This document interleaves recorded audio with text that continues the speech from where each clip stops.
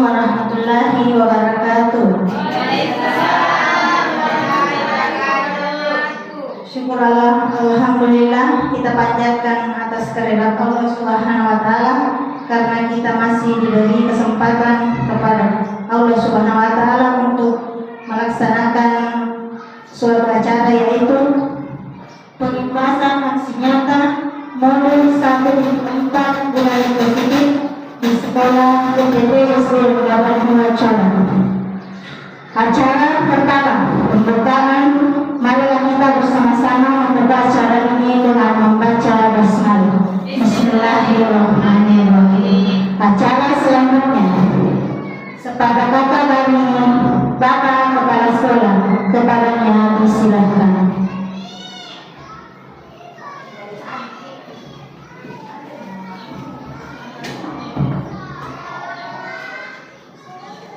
Bismillahirrahmanirrahim. Assalamualaikum warahmatullahi wabarakatuh. Yang kami hormati rekan-rekan pendidik, yang kami hormati calon guru penggerak angkatan ke-9 yaitu Ibu Nurula SPD, yang kami hormati. Alhamdulillah, mari kita senantiasa memanjatkan puji dan syukur kepada Allah Subhanahu wa taala di mana pada pagi hari ini menjelang siang kita masih diberi kesehatan, kekuatan dan kesempatan untuk berkumpul di ruangan ini untuk melaksanakan acara yaitu sosialisasi pengembasan aksi nyata modul 1 dan 4 budaya positif di sekolah UPT SD 82 Corak. Alhamdulillah, pada hari ini kita menghadiri acara dan sebelum kami membuka acara ini, saya hanya menyampaikan beberapa kata atau kata sambutan sebagai kata untuk rekan-rekan guru. Semoga angkatan berikutnya masih ada yang bisa lanjut masuk guru penggerak, karena di mana guru penggerak sungguh positif untuk melaksanakan di sekolah ini, karena walaupun tak mau kita selalu budaya positif di sekolah. Dan semoga penganggur kita ini kita doakan supaya lulus angkatan ke-9 yang akan datang, insyaallah, amin ya rabbal alamin. Dan selanjutnya supaya ada yang ikut di belakangnya yang angkatan 10 atau 11, dan semoga SD 82 Corak semua guru bisa ikut guru penggerak untuk tahun-tahun berikutnya. Baiklah, mari kita membuka acara ini yaitu sosialisasi pengintasan aksi nyata modul 1 dan 4 budaya positif di sekolah pada hari ini Selasa tanggal 24 Oktober 2023 pukul 11, dan mari kita membuka dengan baca Bismillahirrahmanirrahim. Terima kasih, dan saya wabillahi hidayah. Assalamualaikum warahmatullahi wabarakatuh.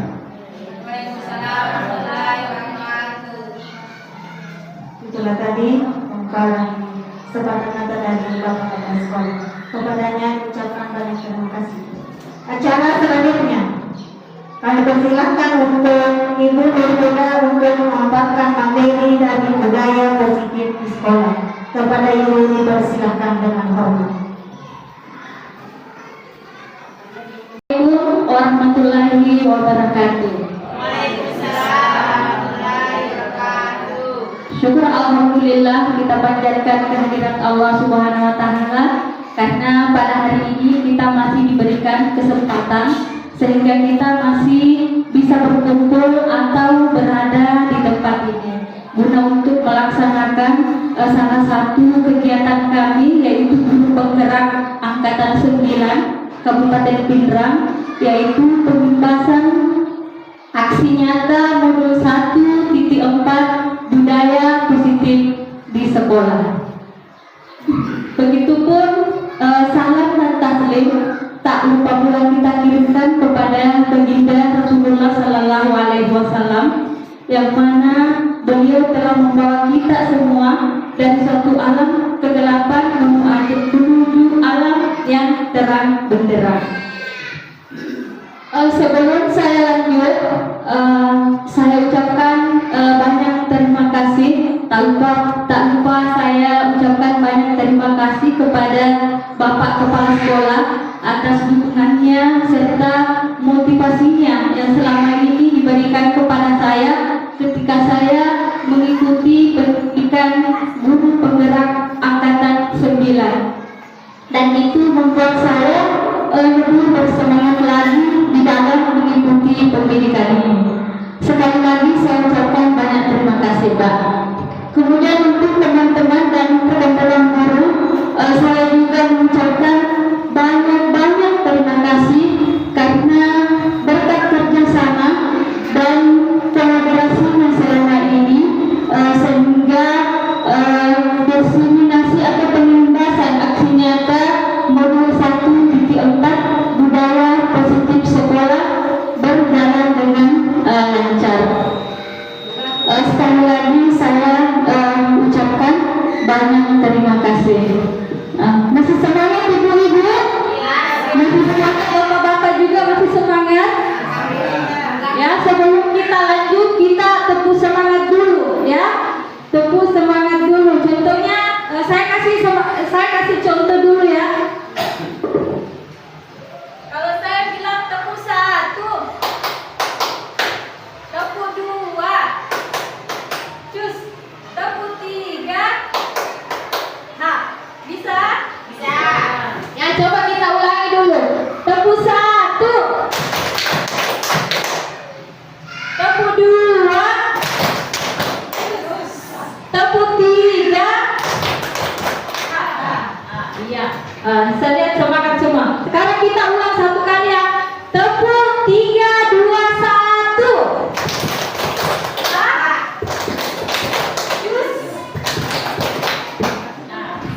Kita ulang satu kali lagi. Tepuk 3, 2, 1.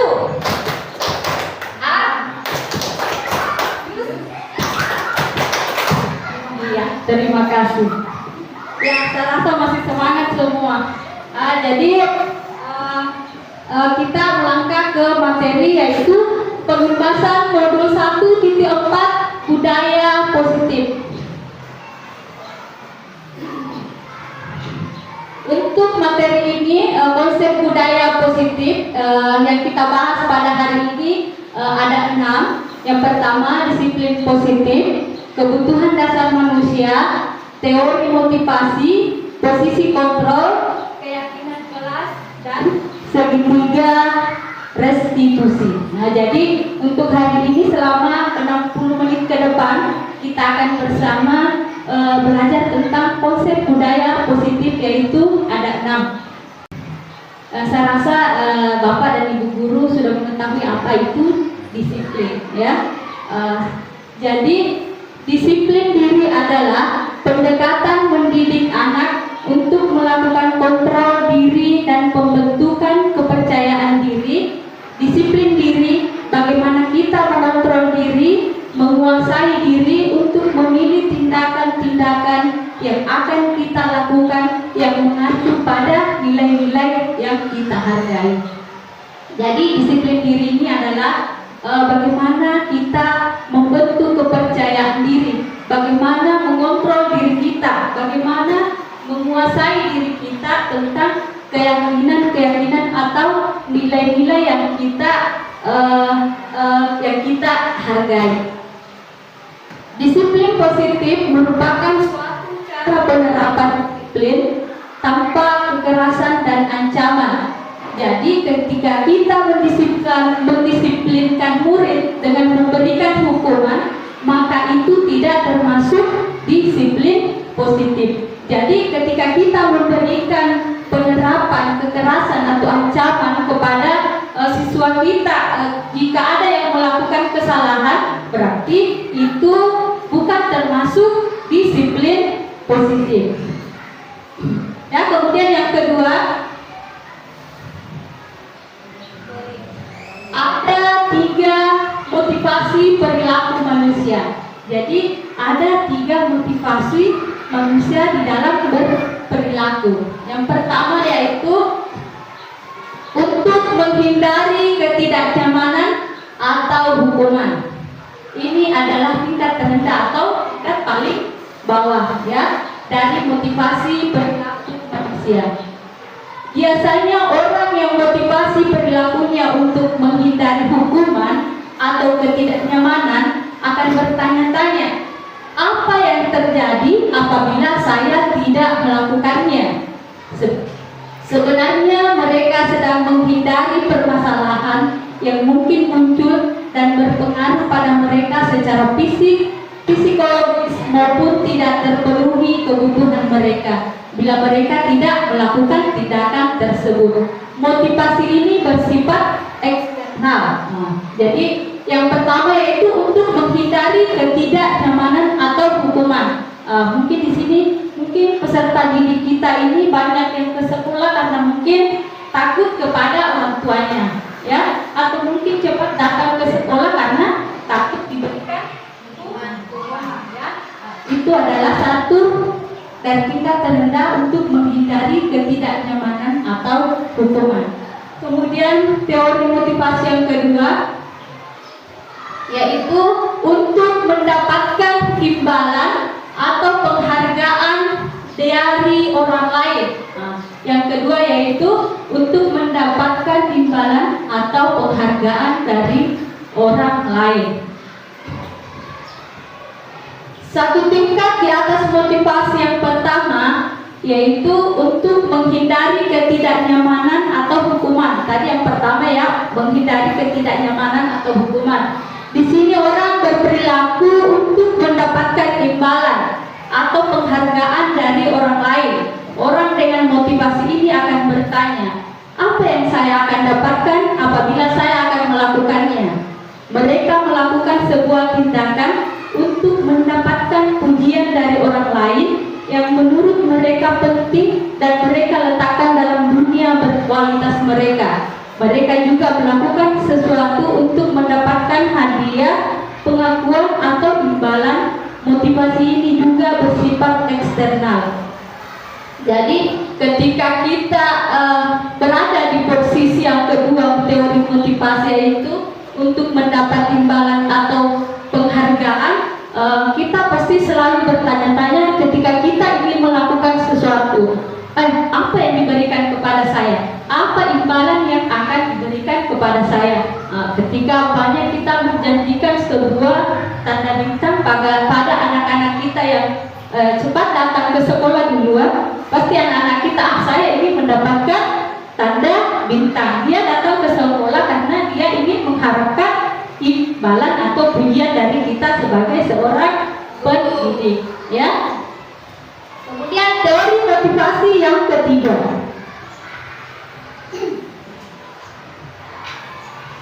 untuk menjadi orang yang mereka inginkan dan menghargai diri sendiri dengan nilai-nilai yang mereka percayai. Jadi orang dengan motivasi ini akan bertanya, akan menjadi orang yang seperti apa apabila saya melakukannya. Mereka melakukan sesuatu karena nilai-nilai yang mereka yakini dan hargai, dan mereka melakukannya karena mereka ingin menjadi orang yang melakukan nilai-nilai yang mereka yakini tersebut. Ini adalah motivasi yang akan membuat seseorang memiliki disiplin positif karena motivasi berperilakunya bersifat internal bukan eksternal, maksudnya didasari dalam diri mereka. Jadi ketika kita berperilaku pada teori motivasi yang ketiga yaitu untuk menjadi orang yang mereka inginkan, yaitu kita melakukannya tanpa takut adanya hukuman atau ancaman atau kita tidak mengharapkan imbalan atau pujian, tetapi kita melakukannya karena kita percayai nilai-nilai yang terkandung di dalamnya. Seumpamanya anak ke sekolah itu ketika dia meyakini bahwa ada nilai tanggung jawab, berarti anak-anak akan dengan sendirinya dia akan ke sekolah walaupun tanpa diberikan hukuman, diancam atau diberikan ujian. Nah, saya kira begitu ya ibu-ibu. Ya, kemudian kita melakukan jadi tujuan disiplin positif. Tujuan disiplin positif adalah menanamkan motivasi yang ketiga pada murid-murid kita, yaitu untuk menjadi orang yang mereka inginkan dan menghargai diri sendiri dengan nilai-nilai yang mereka percayai. Ketika murid-murid kita memiliki motivasi tersebut, mereka telah memiliki motivasi intrinsik yang berdampak jangka panjang. Motivasi yang tidak akan terpengaruh pada adanya hukuman atau hadiah. Mereka akan tetap berperilaku baik dan berlandaskan nilai-nilai kebajikan karena mereka ingin menjadi orang yang menjunjung tinggi nilai-nilai yang mereka hargai. Pertanyaan kita sebagai seorang pendidik, bagaimana kita menanamkan disiplin positif kepada murid kita. Setelah kita meyakini nilai-nilai kebajikan, tugas kita sebagai seorang pendidik, bagaimana cara kita menanamkan nilai-nilai positif kepada murid-murid kita, yaitu kita bisa melakukannya dengan yang dinamakan dengan restitusi.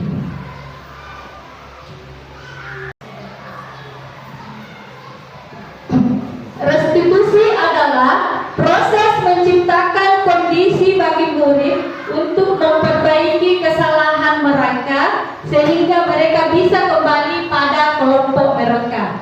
Dengan karakter yang lebih kuat, restitusi juga merupakan proses kolaboratif yang mengajarkan murid untuk mencari solusi untuk masalah mereka dan membantu murid berpikir tentang orang seperti apa yang mereka inginkan dan bagaimana mereka harus memperlakukan orang lain. Jadi restitusi ini kita akan merupakan proses kolaboratif atau kerjasama kita dengan murid, bagaimana kita mencari solusi dengan masalah-masalah yang dihadapi oleh murid kita, sehingga mereka atau murid-murid kita berpikir seperti apakah saya, mau menjadi seperti apakah saya, ya. Tapi sebelum kita membahas lebih mendalam tentang penerapan restitusi, kita perlu bertanya dahulu, apakah ada perbedaan antara hukuman atau konsekuensi? Jadi apakah ada perbedaan antara hukuman atau konsekuensi? Ibu Sumanti, apa ada perbedaan antara hukuman atau konsekuensi?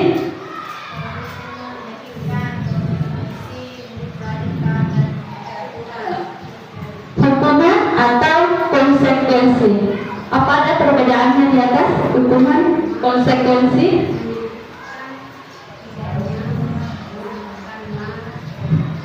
Ya.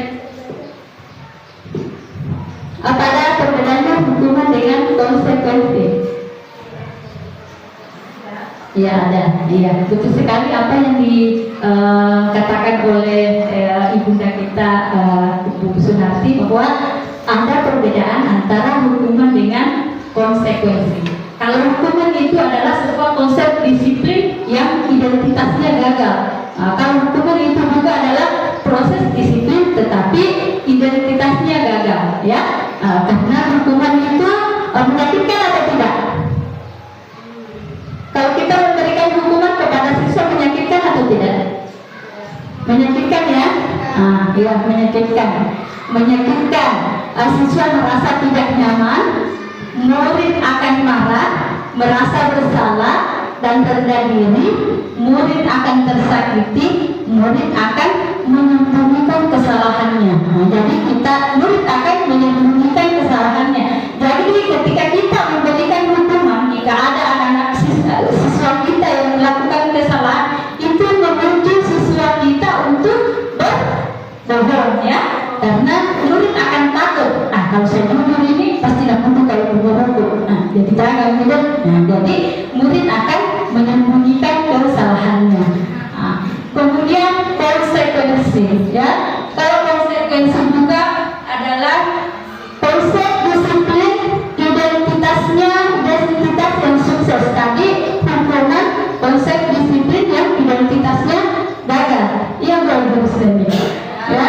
Nah, sekarang kalau konsekuensi itu konsep disiplin yang identitasnya sukses, ya. Nah, kita dapat melihat di sini yaitu satu, dengan konsekuensi murid belajar taat dan menghormati aturan. Nah, kemudian kedua, murid dibuat tidak nyaman. Nah, ini juga sama tadi, murid tidak nyaman. Tiga, penguatan bertahan dalam jangka waktu pendek. Empat, memerlukan monitoring atau memerlukan pengawasan dari kita. Kalau konsekuensinya biasanya kan kalau kamu terlambat ke sekolah, apa konsekuensinya? Nah, biasanya begitu, ya. Nah, kalau kemudian restitusi, ya, hukuman, konsekuensi dan restitusi ini adalah cara kita menanamkan budaya positif tadi, yaitu dengan proses restitusi, yaitu murid belajar memecahkan masalah, kemudian murid mendapatkan penguatan, ketiga, murid akan menghormati dirinya dan orang lain, empat, murid belajar bertanggung jawabnya. Kalau restitusi,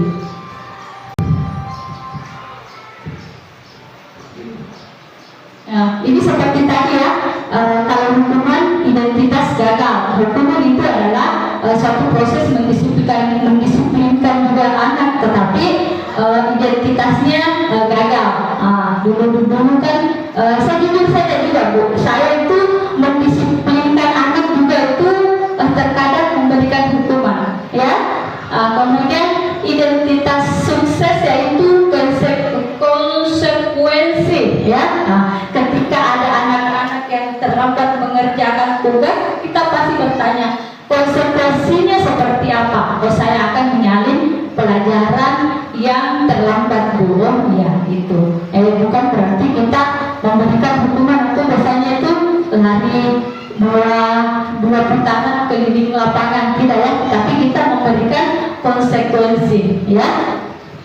Restitusi, murid akan belajar memecahkan masalah. Kalau restitusi di sini berarti anak akan belajar sendiri memecahkan masalah yang diperbuat. Anak paham bahwa dirinya sendiri yang pegang kendali kontrol. Kalau restitusi di sini berarti anak paham bahwa dirinya sendiri yang pegang kendali kontrol dirinya. Kemudian yang ketiga, murid atau anak tidak kehilangan waktu, namun bersemangat untuk memperbaiki diri. Kemudian yang keempat, berupa undangan untuk mengadakan restitusi, ya. Mungkin kita bisa panggil di sini maksudnya berupa undangan untuk mengadakan restitusi. Jadi ketika ada anak yang melakukan kesalahan, kita mungkin bisa memanggil anak tersebut, ya, dan menanyakan kenapa dia melakukan kesalahan itu, tanpa langsung memberikan hukuman, tetapi kita dulu bertanya apa penyebabnya, kenapa mereka melakukan seperti itu, tidak semata-mata langsung memberikan hukuman, ya. Kemudian dibuat oleh murid dan anak. Kalau restitusi ini nilai-nilainya dibuat oleh anak atau anak yang menentukan sendiri ingin menjadi apa nanti, maksudnya apa yang ingin saya lakukan. Kemudian yaitu menguatkan guru menyebutkan keyakinan kelas, membimbing kerangka acuan berpikir restitusi murid anak. Jadi berdasarkan data di atas, maka kita bisa menyimpulkan bahwa hukuman bersingkat tidak terencana atau tiba-tiba. Ya, jadi kalau hukuman itu secara tiba-tiba, ketika ada anak yang melakukan kesalahan, pasti kita, adik, kenapa kamu begitu? Ayo coba, pasti kita langsung secara tiba-tiba, ya. Kemudian anak atau murid tidak tahu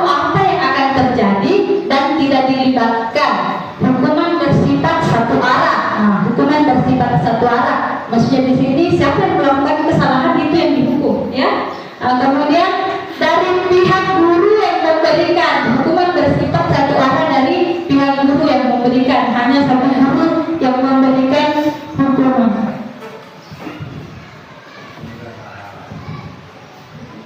Ya Pak? Nah, iya, semangat.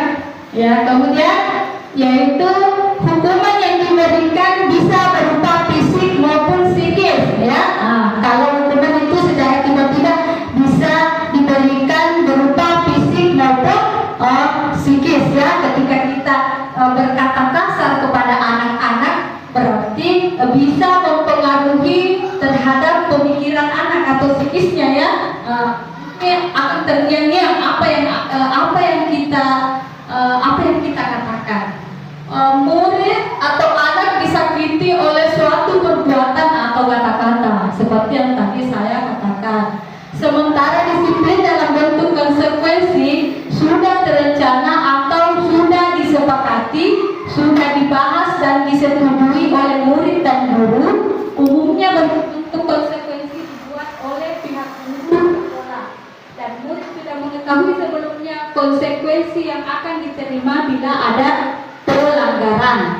Pada konsekuensi murid tetap dibuat tidak nyaman untuk jangka waktu pendek, ya, sama dengan hukuman. Jadi konsekuensi biasanya diberikan berdasarkan suatu data yang umumnya dapat diukur. Misalnya di sini kalau konsekuensi berdasarkan suatu data yang umumnya dapat diukur, misalnya setelah 3 kali tugas tidak diselesaikan pada batas waktu yang berikan, atau murid-murid melakukan kegiatan di luar kegiatan pembelajaran, misalnya mengobrol, maka murid tersebut kehilangan waktu bermain dan harus menyelesaikan tugas karena ketertinggalannya. Jadi biasanya kita memberikan batas waktu dalam 3 hari. Biasanya kalau ada anak-anak yang tidak melakukan tugasnya, otomatis kita memberikan waktu atau tenggang 3 hari untuk melakukan untuk menyelesaikan tugasnya. Jadi itu adalah konsekuensi, ya. Kemudian dihukum oleh penghargaan. Kenapa dikatakan dihukum oleh penghargaan? Bukankah penghargaan itu bagus ketika kita memberikan anak-anak yang berhasil itu penghargaan? Berarti itu adalah menurut kita sebagai pendidik itu adalah suatu tindakan yang bagus, ya ibu-ibu, ya. Tapi di sini dihukum oleh penghargaan, ya. Kemudian nomor 1 yaitu apa pengaruhnya? Yaitu pengaruhnya jangka panjang dan pendek. Kemudian tidak efektif. 3. Merusak hubungan. 4. Mengurangi ketepatan. 5. Menurunkan kualitas. 6. Menghukum atau 7. Motivasi intrinsik. Mengapa dikatakan pengaruh jangka panjang dan pendek, tidak efektif, merusak hubungan, dihukum oleh penghargaan? Kita bisa dapat mengambil contoh, umpamanya Ibu Ira, ketika dia memegang kelas wali kelas 3, setiap murid yang cepat menyelesaikan tugasnya, Ibu Ira ini akan memberikan tanda bintang kepada murid tersebut yang menyelesaikan tugasnya. Itu tiap hari dia lakukan supaya anak siswanya Bu Ira lebih bersemangat, ya, contohnya seperti itu.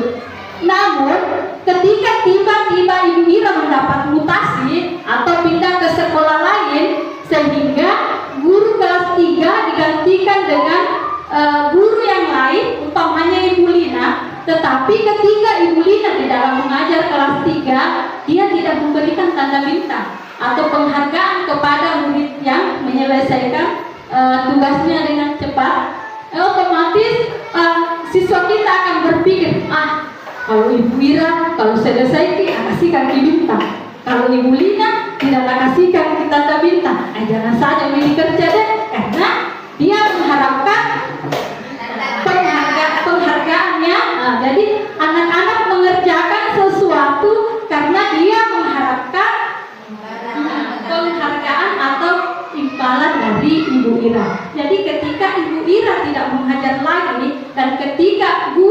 menggantikannya, tidak melanjutkan apa yang selalu diberikan sama Ibu Ira, otomatis anak-anak itu pasti akan membeda-bedakan, ya. Nah, saya rasa begitu. Kemudian tidak efektif, ya. Karena tidak efektif. Kenapa tidak efektif? Karena ketika kita tidak memberikan penghargaan, anak-anak itu jadi malas, jadi tidak bersemangat. Betul kata Ibu Ira, tidak bersemangat untuk melakukannya. Nah, kemudian merusak hubungan. Nah, kenapa dikatakan merusak hubungan? Karena anak si A atau si B yang selalu duluan, otomatis si A selalu muncul rasa cemburu kepada si B. Si B dari mana dapat bintang, kita kapan? Saya rasa begitu. Kemudian menghukum. Kenapa dikatakan penghargaan itu menghukum? Karena ketika si A, siswa kita si A tidak bisa menyelesaikan tugasnya, berarti dia merasa dihukum karena dia tidak mendapat penghargaan. Pasti bilang, saya tidak berhasil kadek, tidak mendapat pujian, penghargaan, bintang dari Ibu Ira. Jadi dengan sendirinya dia merasa dihukum, ya. Keyakinan kelas. Keyakinan kelas. Keyakinan kelas adalah suatu disiplin positif yang bisa kita terapkan dalam membangun budaya positif di sekolah. Dengan adanya keyakinan kelas di setiap kelas, diharapkan dapat mewujudkan tujuan pendidikan yang berorientasi kepada profil pelajar Pancasila. Keyakinan kelas berupa pernyataan universal yang dibuat dalam kalimat positif. Dulu kita mengenalnya dengan apa? Kalau keyakinan kelas, peraturan kelas, ya. Kalau peraturan kelas, tidak boleh membuang sampah di kelas, ya, tidak boleh terlambat. Sekarang kalau keyakinan kelas, datang tepat waktu, buanglah sampah pada tempatnya. Betul. Jadi mengapa keyakinan kelas? Mengapa tidak peraturan kelas saja? Karena seseorang akan lebih tergerak dalam bersemangat untuk menjalankan keyakinannya daripada hanya sekedar mengikuti serangkaian peraturan tertulis tanpa makna. Murid pun demikian. Mereka perlu mendengarkan dan memahami arti sesungguhnya tentang peraturan-peraturan yang diberikan, apa nilai-nilai kebajikan di balik peraturan tersebut, apa tujuan utama, dan menjadi tidak tertarik atau takut sehingga hanya sekedar mengikuti serangkaian peraturan-peraturan yang mengatur mereka tanpa memahami tujuan mulianya. Jadi seorang akan lebih tergerak untuk bersemangat untuk menjalankannya ketika kita menerapkan keyakinan kelas. Bukan cuma anak didik kita saja sebagai seorang guru. Saya lagi kasih contoh, ya. Seumpamanya kita berkendara, peraturannya harus memakai apa? Harus memakai helm supaya tidak ditangkap. Nah, supaya tidak ditangkap atau ditahannya, harus memakai helm, ya. Tanpa kita jadi ketika umpamanya kita di motor, umpamanya ke pasar, ke warung terdekat, pasti bilang ke jangan pakai helm, tidak ada di polisi, tidak ada ditangkap, ya. Biasa begitu Bu Lina. Ya biasa, ya. Bukan cuma Ibu Lina, saya saja juga. Biasa juga jauh-jauh tidak pakai helm karena itu hanya sebagai peraturan. Kita memahaminya saja sebagai peraturan tanpa mengetahui ada nilai-nilai yang terkandung di dalamnya, yaitu nilai tanggung jawab, disiplin. Nilai kalau kita pakai helm, kita kecelakaan, ada nilai keselamatan. Jadi ketika kita di dalam diri kita tertanam bahwa ketika kita memakai helm, kita akan selamat, kita akan terhindar dari debu. Pokoknya banyak nilai-nilai yang kita yakini. Otomatis walaupun di warung dekat, kita juga akan memakai helm karena kita percaya bahwa ada nilai-nilai keselamatan yang terkandung di dalamnya. Jadi kita memakai helm bukan karena takut dengan aturan atau takut dengan polisi, tapi saya juga selama ini ibu memakai helm karena takut pada polisi. Tapi setelah mengetahui ada keyakinan atau nilai-nilai kebajikan, insya Allah akan diterapkan di kehidupan sehari-hari.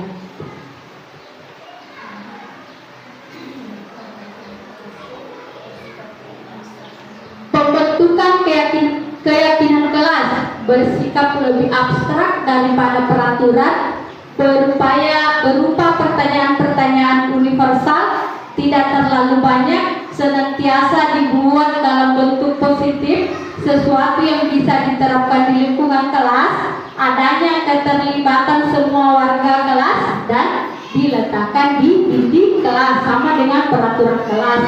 Jadi diletakkan di dinding kelas. Jadi selesai ini kita bisa berkoordinasi atau kita bisa bekerja sama dengan teman-teman guru, dengan siswa-siswa kita, apa keyakinan kelas yang akan kita terapkan di kelas kita, ya. Kemudian kita melangkah yang keempat, yaitu kebutuhan dasar manusia. Jadi kebutuhan dasar manusia itu ada 5. Kebutuhan dasar manusia itu ada 5, yaitu yang pertama kebutuhan bertahan hidup. Kebutuhan bertahan hidup bukan cuma manusia, pokoknya semua makhluk hidup itu pasti memerlukan yang namanya bertahan hidup, ya. Kebutuhan bertahan hidup adalah kebutuhan yang bersifat fisiologis untuk bertahan hidup, misalnya kesehatan, rumah dan makanan. Kebutuhan biologis sebagai bagian dari proses reproduksi, termasuk kebutuhan untuk tetap bertahan hidup. Komponen psikologis pada kebutuhan ini meliputi kebutuhan akan perasaan aman. Jadi kita butuh tuh yang namanya bertahan hidup. Jujur saja, saya tidak bisa mengajar kalau lapar, ya. Jadi mungkin teman-teman juga mungkin begitu. Jadi kalau ketika kita mengajar pada saat lapar, mungkin kita memberikan pelajaran atau kepada murid-murid kita kurang efektif tapi kurang efektif, ya. Kemudian yang kedua yaitu kasih sayang dan rasa diterima. Kasih sayang dan rasa diterima, yaitu kebutuhan untuk disayangi dan diterima meliputi kebutuhan akan hubungan dan koneksi sosial, kebutuhan untuk berjalan dan menerima kasih sayang, dan kebutuhan untuk merasa menjadi bagian dari suatu kelompok. Kebutuhan ini juga meliputi keinginan untuk tetap terhubung dengan orang lain seperti teman, keluarga, pasangan hidup, teman kerja, binatang peliharaan, dan kelompok di mana kita tergabung. Jadi kita sebagai manusia kita memerlukan yang namanya kasih sayang, ya. Begitu juga dengan anak-anak kita, dia memerlukan kasih sayang kita sebagai guru, ya. Di rumah kasih sayangnya lebih kepada ibu, bapak, keluarga. Kalau di sekolah anak-anak membutuhkan kita sebagai seorang pendidik, yaitu kasih sayang, ya. Kemudian kebutuhan dasar manusia yang ketiga yaitu penguasaan, kebutuhan pengakuan atas kemampuan. Kebutuhan ini berhubungan dengan kekuatan untuk mencapai sesuatu, menjadi kompeten, menjadi terampil, diakui atas prestasi dan keterampilan kita, didengarkan dan memiliki rasa harga diri. Kebutuhan ini meliputi keinginan untuk dianggap berharga, bisa membuat perbedaan, bisa membuat pencapaian kompetensi diakui dan dihormati. Jadi kita itu butuh yang namanya pengakuan atas kemampuan, ya. Kita melangkah ke yang keempat, yaitu kebebasan. Anak-anak dengan kebutuhan kebebasan yang tinggi menginginkan pilihan. Mereka perlu banyak bergerak, suka mencoba-coba, tidak terlalu terpengaruh orang lain, dan senang mencoba hal-hal baru dan menarik. Jadi anak-anak kita yaitu memerlukan kebebasan, ya. Bukan cuma anak-anak kita juga sebagai guru memiliki kebebasan apa? Kebebasan memilih pasangan yang terbaik, kebebasan memilih warna baju. Jadi semua manusia itu memiliki kebutuhan yang namanya kebebasan, ya. Kemudian kita melangkah yang kelima, yaitu kesenangan. Kebutuhan untuk merasa senang. Kebutuhan akan kesenangan adalah kebutuhan untuk mencari kesenangan, bermain dan tertawa. Jadi anak-anak butuh kesenangan. Bukan cuma anak-anak, kita juga, Bu. Ketika kita merasa suntuk, ketika kita merasa lelah dengan aktivitas yang kita lakukan dalam sehari-hari, kita butuh yang namanya refreshing, yang kata gaulnya sekarang healing, ya, healing. Bisa nongki-nongki di kafe Bira, ya. healing. Nah, mungkin ini yang terakhir, yaitu posisi kontrol. Di dalam mendidik itu ada 5 posisi kontrol. Yang pertama yaitu penghukum, yang kedua berlaku merasa bersalah, ketiga yaitu teman, keempat pemantau, kelima manajer. Ya, kita melangkah yang pertama yaitu penghukum, ya, posisi kontrol penghukum. Nah, kalau posisi kontrol penghukum ini saya rasa ini yang biasa saya lakukan, Ibu, sebelum memasuki guru penggerak, ya. Saya selalu di posisi ini, ya. Jadi setelah nanti di 5 posisi kita bisa mengetahui, oh mana di posisi mana Kak saya, penghukum kah, manajer kah, teman kah, atau pembuat merasa bersalah. Ya, saya bacakan saja dia. Seorang penghukum bisa menggunakan hukuman fisik maupun verbal. Orang yang menjalankan posisi penghukum senantiasa mengatakan bahwa sekolah memerlukan sistem atau alat yang dapat lebih menekan murid-murid lebih dalam lagi. Guru-guru yang menerapkan posisi penghukum akan berkata, patuhi aturan saya atau awas, ya, kamu selalu saja salah. Pasti selalu yang terakhir selesai. Nah, pasti selalu kamu yang selesai. Kalau kita berada di posisi penghukum, kita tidak asik dengan kata ini, ya.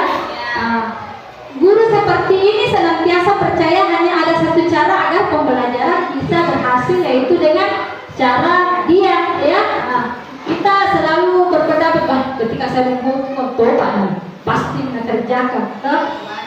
Kemudian, kalau penghukum, nada suaranya tinggi, bahasa tubuh, mata melotot, jari menunjuk-nunjuk, menghardik, ya. Terlambat lagi, pasti terlambat lagi, selalu datang terlambat. Kapan bisa datang tepat waktu? Biasanya itu kalau ada anak-anak terlambat. Ya, Bu Sudarti. Saya juga biasa begitu, Bu. Saya terus terang saya berada di posisi ini selama ini, penghukum, ya. Bagaimana perasaan murid bila guru berbicara seperti itu pada saat muridnya datang terlambat? Nah, ketika kita mengatakan terlambat lagi, pasti terlambat lagi, selalu datang terlambat, kapan bisa datang tepat waktu? Hasilnya adalah kemungkinan murid marah dan mendendam atau bersifat agresif. Bisa jadi sesudah kembali duduk, murid tersebut akan mencoret-coret bukunya atau meja tulisnya. Lebih buruk lagi, sepulang sekolah, murid melihat motor atau mobil bapak ibu guru dan akan mengores kendaraan tersebut dengan paku. Kalau anak SD mungkin jarang kita bawa ada motor, tapi mungkin di SMA biasa yang terjadi, ya. Biasa ada kasus-kasus seperti ini, ya. Biasa tuh kalau kita guru SD pasti digurinya di hatinya diguri tak. Bisa tahu pakai guruku, entah. Pernah nakat tuh pasti begitu. Pemarah sekali. Ketemu sama temannya, itu Bu Nurhuda, pemarah sekali. Ya, pasti dengan kata-kata, ya. Kemudian yang kedua yaitu pembuat merasa bersalah. Ini posisi kontrol yang kedua, pembuat merasa bersalah. Lebih kedua dari posisi kontrol tadi penghukum, yaitu pada posisi ini biasanya aku kira mati lampu, ya, karena sekarang bukan cuma musim kemarau tetapi juga musim mati lampu, ya. Jadi kita lanjut, kita percepat saja, ya. Pembuat merasa bersalah. Pada posisi ini biasanya guru akan bersuara lebih lembut. Pembuat merasa bersalah akan menggunakan keheningan yang membuat orang lain merasa tidak nyaman, bersalah, atau rendah diri. Kata-kata yang keluar dengan lembut akan seperti ini. Ibu sangat kecewa sekali dengan kamu. Berapa kali Bapak harus memberitahu kamu ya? Gimana coba kalau orang tua kamu tahu kamu berbuat begini? Biasanya kalau pembuat merasa bersalah, yaitu kita biasanya ucapkan dengan kata-kata kecewa kepada anak. Saya kecewa kepada kamu, ya. Kemudian suara pembuat merasa bersalah. Suaranya lebih memelas, beda tadi lebih keras ya, memelas, halus, sedih, bahasa tubuh merapat pada anak dan lesu loyo ya, memelas kepada adik. Kamu ini bagaimana ya? Kamu sudah berjanji dengan ibu tidak akan terlambat lagi. Kenapa ya senang sekali mengecewakan ibu? Ibu benar-benar kecewa sekali. Tanpa ada tekanan rasa marah, tapi lemah lembut tetapi menusuk hati kepada peserta didik kita ya. Bagaimana perasaan murid bila ditegur seperti cara ini? Bagaimana murid akan merasa bersalah telah mengecewakan ibu atau bapak gurunya. Murid akan merasa menjadi orang yang gagal dan tidak sanggup membahagiakan orang lain. Kadangkala sikap seperti ini lebih berbahaya dari sikap penghukum, karena emosi akan tertanam rapat di dalam. Murid menahan perasaan, tidak seperti murid dengan guru penghukum, di mana murid bisa menumpahkan amarahnya walaupun dengan cara negatif. Murid tertekan seperti ini yang tiba-tiba bisa meletus amarahnya dan bisa menyakiti diri sendiri dan orang lain ya. Biasanya ini memendam ya, perasaannya dipendam ya kalau pembuat merasa bersalah. Next, yang ketiga, teman ya. Kemudian posisi kontrol yang ketiga yaitu adalah teman. Kita menjadi teman kepada murid-murid kita ya. Guru pada posisi ini tidak akan menyakiti murid, namun akan tetap berupaya mengontrol murid melalui persuasi. Posisi teman pada guru bisa negatif atau positif. Positif di sini berupa hubungan baik yang terjalin antara guru dan murid. Guru di posisi teman menggunakan hubungan baik dan humor untuk mempengaruhi seseorang. Mereka akan berkata, ayo bantulah demi bapak ya, demi ibu ya. Ayo ingat tidak bantuan bapak selama ini. Ya sudah, kali ini tidak apa-apa, nanti ibu bisa bantu bereskan. Kalau hal negatifnya yaitu bila suatu saat guru tersebut tidak membantu, maka siswa kita akan kecewa. Dia bisa melontarkan, saya pikir bapak ibu teman saya. Murid merasa dikecewakan dan tidak mau lagi berusaha. Kalau di posisi teman ini terkadang siswa kita hanya ingin mendengarkan satu guru saja, ya, yang merasa temannya saja. Itu dia mau melakukan perintahnya. Kalau kita berada di posisi teman, biasanya kita bilang kalau anak-anak kalau dikasih hati menjantung, ya. Kalau kita berada di posisi teman, bilang nampak tua-tua ini kalau dianggap teman nih, toh. Kemudian ada suaranya ramah, akrab, bercanda, bahasa tubuh merapat pada murid, mata dan senyum jenaka. Senyum-senyum di Bapak Lala kalau berada di posisi ini, posisi teman. Saya rasa Bapak Lala selalu berada di posisi teman terhadap murid ya. Nada cara, adik, ayolah, bagaimana sih kamu? Kemarin kamu sudah janji ke bapak bukan? Kenapa terlambat lagi? Sambil tertawa ringan, bercanda-canda sama murid-murid tak? Ya sudah, tidak apa-apa, duduk sana, nanti Pak Guru bantu kamu ini. Kemudian bagaimana perasaan dengan sikap guru seperti ini? Murid akan merasa senang dengan akrab dengan guru itu, ya. Pasti murid akan merasa senang dan dia merasa akrab dengan kita, termasuk dengan dampak positifnya. Hanya saja sisi negatifnya yang itu tadi.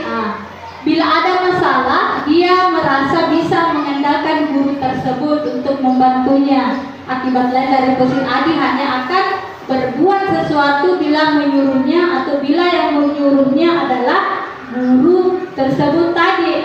Ya. Kemudian yang terakhir, yang keempat ya, masih yang keempat masih ada satu, yaitu pemantau. Memantau berarti mengawasi. Pada saat kita mengawasi, kita bertanggung jawab atas perilaku orang-orang yang kita awasi. Posisi pemantau berdasarkan pada peraturan dan konsekuensi dengan menggunakan sanksi atau konsekuensi. Kita dapat memisahkan hubungan pribadi kita dengan murid sebagai seorang yang menjalankan posisi pemantau. Pemantau sama dengan monitoring ya, kita pantau anak-anak. Pertanyaan yang diajukan, pemantau nada suaranya datar, bahasa tubuhnya formal ya. Ini pemantau ini biasa dilakukan oleh Bapak Kepala Sekolah ya. Pemantau ya, adik, tahukah kamu jam berapa kita memulai? Adik tahu guru. Kamu terlambat 5 menit. Apakah kamu sudah mengerti konsekuensi yang harus dilakukan bila terlambat?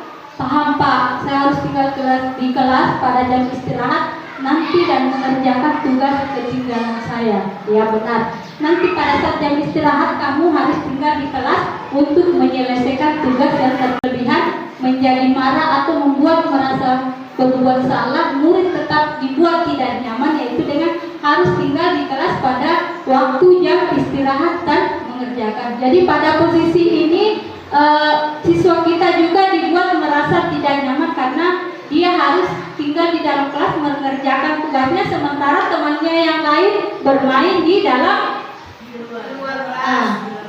di luar ruangan. Maksud saya tadi di luar ruangan. Kemudian yang terakhir ya, posisi manajer. Ini posisi manajer. Posisi terakhir manajer. Ini adalah posisi terakhir. Posisi di mana guru berbuat sesuatu bersama dengan murid, mempersilahkan murid mempertanggungjawabkan perilakunya, mendukung murid agar dapat menemukan solusi atas permasalahan sendiri. Seorang manajer telah memiliki keterampilan di posisi teman maupun pemantau, dan dengan demikian bisa jadi di waktu-waktu tertentu kembali kepada kedua posisi tersebut bila diperlukan. Namun bila kita menginginkan murid-murid kita menjadi manusia yang merdeka, mandiri, bertanggung jawab, maka kita perlu mengacu kepada restitusi yang dapat menjadikan murid kita seorang manajer bagi dirinya sendiri. Jadi ini posisi kontrol manajer, ini posisi kontrol yang paling top ya, yang paling oke kita terapkan di sekolah ya. Kemudian murid diajak untuk menganalisis kebutuhan dirinya maupun kebutuhan orang lain. Di sini penekanan bukan pada kemampuan membuat konsekuensi, namun dapat berkolaborasi dengan murid bagaimana memperbaiki kesalahan yang ada. Seorang manajer akan berkata apa yang kita yakini, ya. Kalau seorang manajer akan kembali tadi kepada keyakinan kelas yang telah disepakati, ya. Ketika anak-anak melakukan pelanggaran, kita bertanya, apa ya keyakinan kelas yang telah disepakati bersama, ya. Kemudian, apakah kamu meyakininya? Jika kamu meyakininya, apakah kamu bersedia memperbaikinya? Jika kamu memperbaiki ini, hal ini menunjukkan apa tentang dirimu? Ingin menjadi apa kamu, ya? Jadi kita mengajak kita kembali kepada keyakinan kelas tentang apa yang telah dia telah yakini bersama teman-temannya ketika dia akan melanggar. Ketika anak-anak kita melakukan pelanggaran, ya. Apa rencana kamu memperbaiki hal ini? Pada posisi manajer, maka suara guru sebaiknya tulus, ya. Tidak perlu marah, tidak perlu meninggikan suara, apalagi menunjuk-nunjuk jari ke murid, berkacak pinggang, bersikap seolah-olah menyesal tanpa sedih sekali, atau perbuatan murid ataupun bersenda gurau menempatkan diri sebagai teman murid. Jadi kalau pada posisi manajer ini, maka suara kita ini lebih tulus kepada siswa-siswa kita, ya. Beda dengan posisi penghukum, pembuat merasa bersalah, teman manajer, teman atau pemantau, ya. Fokus ada pada murid, bukan untuk membahagiakan guru atau dan sesuatu perlu terjadi, bila guru mengambil posisi pemantau, guru akan melihat apa konsekuensinya, apa peraturannya. Namun pada posisi manajer, guru akan mengembalikan tanggung jawab pada murid untuk mencari jalan keluar permasalahan tertentu dengan bimbingan guru. Jadi ketika kita pada posisi manajer, ketika ada anak yang melakukan kesalahan, kita akan mengembalikan tanggung jawab kepada murid-murid, sehingga kita akan bersama-sama mencari jalan keluar dari permasalahan yang terjadi. Biasanya kita akan menanyakan, kenapa kamu pasti berbuat alasan? Nah, mengapa kamu melakukan hal seperti tadi, ya? Ya, posisi kontrol next, sudah tadi sama. Kemudian yang terakhir yaitu tadi itu dalam menerapkan budaya positif, yaitu dengan cara restitusi, ya.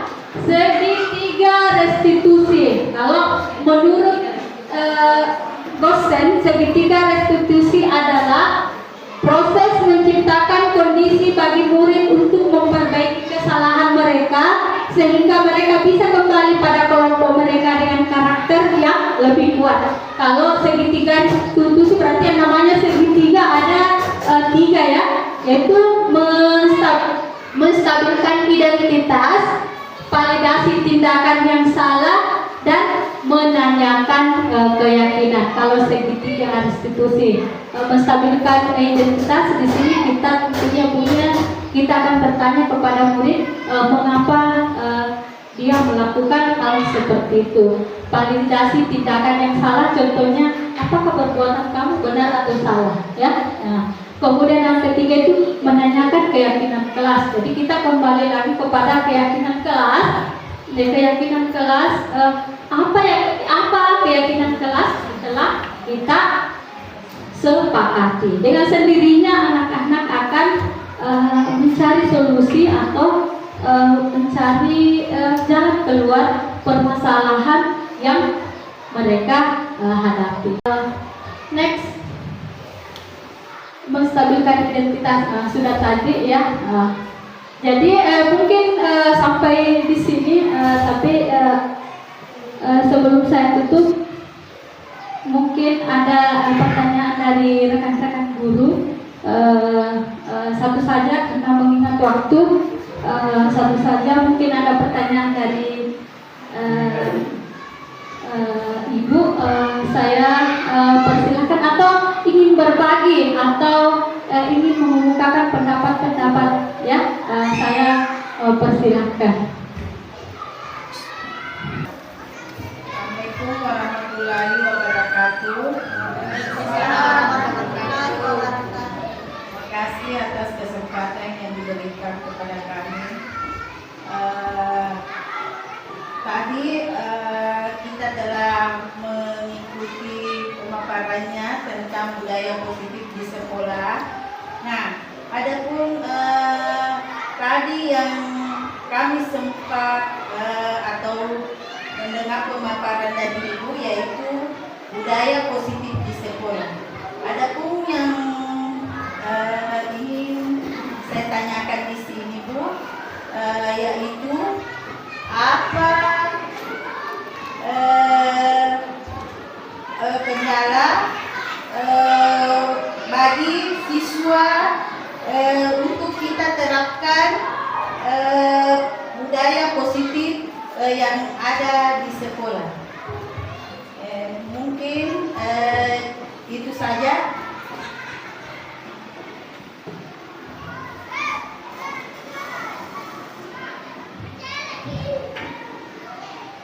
Iya, terima kasih atas pertanyaan yang diajukan oleh saudari Bu Haji Rusnani. Mungkin tadi yang ditanyakan apa dampak, ya, apa dampak dari budaya positif.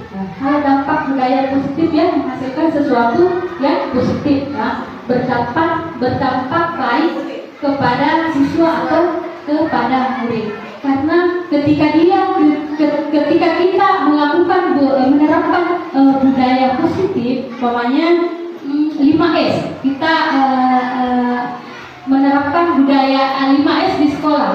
Sebentar, nanti kita selesai ini kita akan membuat poster-poster tentang 5S: senyum, sapa, salam, sopan, santun. Ya, ketika kita menerapkan budaya positif dengan 5S di sekolah, otomatis anak-anak kita akan lebih sopan, lebih santun ketika kita berhadapan dengan kita. Pokoknya ketika kita melakukan pembiasaan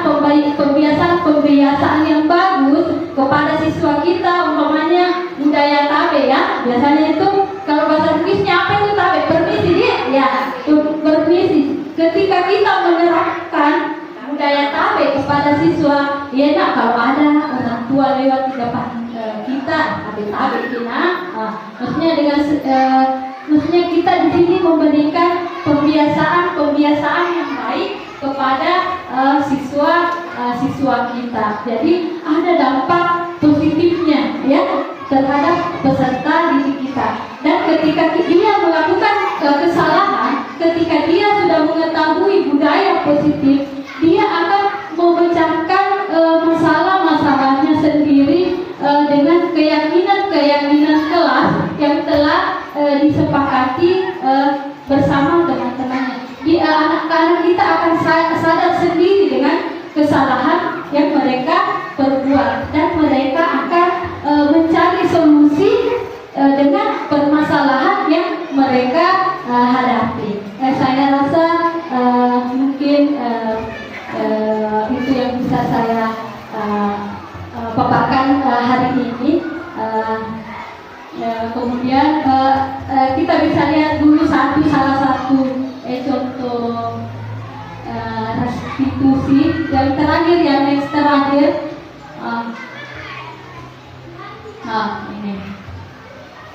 kasih besar.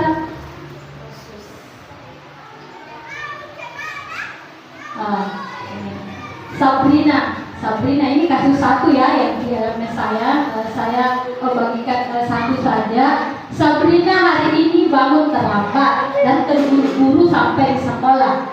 Dia pun akhirnya sampai di gerbang sekolah, tapi baru menyadari kalau tidak menggunakan sepatu hitam seperti tertera di peraturan sekolah. Peraturan di sini masih peraturan ya, bukan keyakinan kelas. Di depan pintu kelas, Bapak Lukman memperhatikan sepatu Sabrina yang berwarna coklat. Sabrina berusaha menjelaskan bahwa dia terburu-buru dan salah mengenakan sepatu. Pak Lukman menanyakan Sabrina, apa peraturan sekolah tentang seragam warna sepatu? Ya. Sabrina menjawab sudah mengetahui sepatu harus berwarna hitam, namun buru-buru dan salah mengenakan sepatu. Selain tidak mungkin kembali pulang karena rumahnya jauh sekali, Pak Lukman tetap bersikeras pada peraturan yang berlaku dan mengatakan, ya sudah, kamu sudah melanggar peraturan sekolah, kamu salah, sudah terlambat, salah pula warna sepatunya. Nah, segera sepatu sesuai peraturan. Sabrina meminta maaf dan memohon kembali kepada Pak Lukman agar tetap dapat mengenakan sepatu dan berjanji tidak akan mengulang kesalahannya. Namun Pak Lukman tidak mau tahu. Tidak, kamu telah melanggar peraturan sekolah. Kalau tidak sanggup, ambil sepatu di rumah atau diantarkan sepatu ke sekolah. Ya sudah, kamu tidak bersepatu. Apa seharian di sekolah? Sekarang coba sepatumu dan silakan belajar tanpa sepatu seharian. Sabrina pun dengan berat hati mencopot sepatunya dan memberikan kepada Lukman. Seharian dia tidak berani berkeliling sekolah karena malu dan banyak berdiam diri di kelas tanpa alas sepatu. Kira-kira Pak Lukman di sisi posisi kontrolnya pada posisi yang bagaimana kalau di sini? Penghukum, manajer, hukum dia, betul sekali. Jadi Pak Lukman di sini dia menggunakan posisi kontrol hukum. Ya, jadi kita sudah menggunakan ini dari jawaban anak saya ya. Jadi contoh tadi itu penghukum karena dia tidak memberikan alasan, dia tidak bertanya mengapa kamu memakai sepatu warna ini, mengapa kamu terlambat. Dia langsung memponis, sudah terlambat, salah memakai warna sepatu ya. Jadi ketika kita mendapati posisi penghukum itu ditiadakan. Paling tidak kita sebagai manajer dulu ya, baru ke posisi ke teman dulu baru ke posisi manajer ya. Tetapi ketika ada anak-anak yang tidak mau direstitusi, ketika dia memiliki masalah sudah dipanggil berulang-ulang, tetapi begitu terus ya. Terkadang ada yang anak bandel sekali ya, sudah di hari ini dikasih pemahaman, sudah direstitusi, tetap masih begitu. Jadi kita bisa kembali kepada konsekuensi ya. Apa konsekuensi yang telah disepakati? Kalau betul-betul restitusi tidak berhasil, tapi jarang-jarang restitusi tidak berhasil. Jadi sebagai guru sebaiknya kita meniadakan yang namanya penghukum ya, menghukum ya. Mungkin sampai di sini hari ini. Terima kasih atas kebersamaannya hari ini selama 60 menit ya. Terima kasih saya ucapkan kepada Bapak dan Ibu guru. Namun untuk yang terakhir saya ingin mendengarkan dulu dari teman-teman apa yang sudah didapatkan hari ini, bagaimana perasaannya hari ini ketika mendapatkan materi ini, dan apa kita lanjut. Mungkin ada salah satu teman yang ingin memberikan refleksinya ya, apa materinya hari ini. Itu saja, apa materinya hari ini, bagaimana perasaannya, sedihkah, mengantukkah, senangkah, bagaimana penerapan selanjutnya ya. Mungkin ada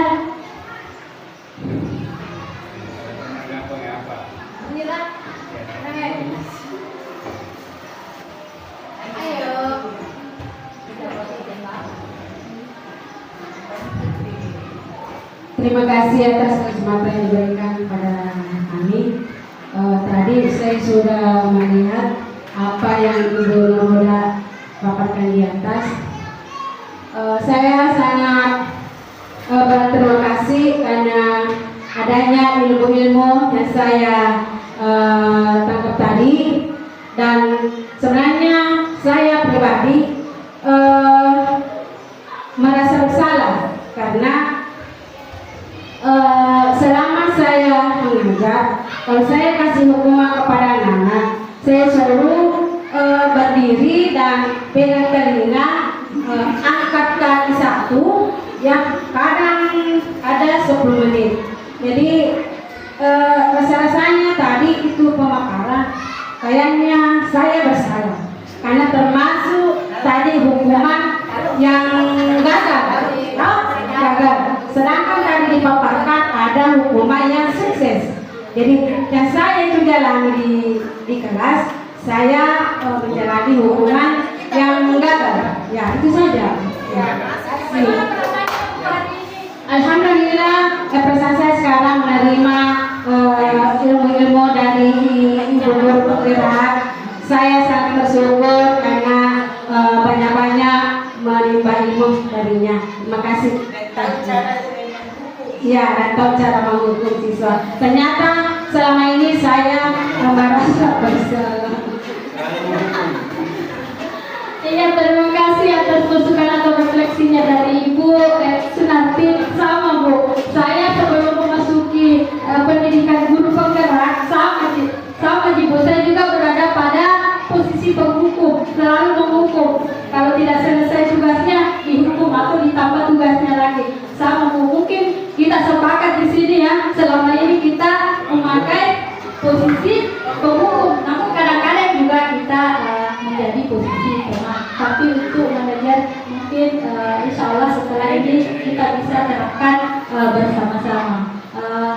Mungkin terima kasih atas kesempatan yang diberikan kepada saya, terima kasih atas kolaborasinya, terima kasih atas kerjasamanya. Mungkin ada sepatah kata dari Bapak sedikit setelah terima kasih Pak.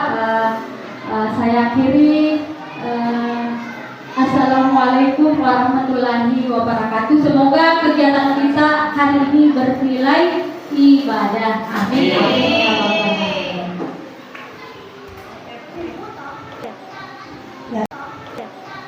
Ya, itulah tadi pemaparan materi dari Ibu Nurhoda SPD.